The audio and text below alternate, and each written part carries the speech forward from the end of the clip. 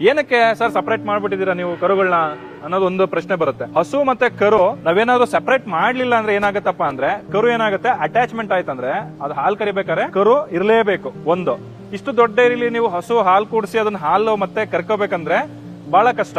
ಒಂದು ಎರಡನೇದು ಏನಾಗುತ್ತೆ, ರೈತರು ಅಷ್ಟೇ ಆ ಹಸುನ ಕರೆದ್ಬಿಟ್ಟು ಲಾಸ್ಟಿಗೆ 1 ಲೀಟರ್ 2 ಲೀಟರ್ ಇದೆ ಅಂತ ಬಿಟ್ಬಿಡ್ತಾರೆ.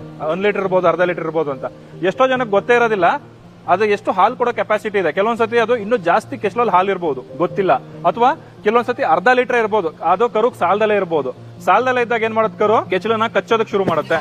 ಕೆಚ್ಚಲು ಕಚ್ಚಿತು ಅಂತಂದ್ರೆ ಕೆಚ್ಚಲು ಮೇಲೆ ಗಾಯಗಳಾಗುತ್ತೆ, ಅಲ್ಲಿಂದ ಮತ್ತೆ ಬಾವಾಗ ಸಾಧ್ಯತೆಗಳಿರುತ್ತೆ. ಇದೆಲ್ಲ ಸಮಸ್ಯೆ ಆಗುತ್ತೆ. ಹಂಗಾಗಿ ಏನ್ ಮಾಡ್ತಾರೆ, ಹಾಲ್ನ ಕರೆದ್ಬಿಟ್ಟು ಕರುಗಳ ತೂಕದ ಮೇಲೆ ಅವಕ್ಕೆ ಹಾಲು ಕೊಡ್ತೀವಿ. ಅದು 30 ಕೆಜಿ ತೂಕ ಇದೆ ಅಂದ್ರೆ ಬೆಳಗ್ಗೆ 3 ಲೀಟರ್ ಹಾಲು, ಸಂಜೆ 3 ಲೀಟರ್ ಹಾಲು. 40 ಕೆಜಿ ತೂಕ ಇದೆ ಅಂದ್ರೆ ಬೆಳಗ್ಗೆ 4 ಲೀಟರ್ ಹಾಲು, ಸಂಜೆ 4 ಲೀಟರ್ ಹಾಲು. ನೀವು ಅದ್ರಗಳು ಮುಂದ್ಗಡೆ ನೋಡಬಹುದು, ನಿಮ್ಗೆ 3 ಸಿಸ್ಟಮ್ ಕಾಣ್ತಾ ಇದೆ. ಒಂದು ಬಕೆಟ್ ಇದೆ, 2 ಕಂಟೈನರ್ಸ್ ಇದೆ.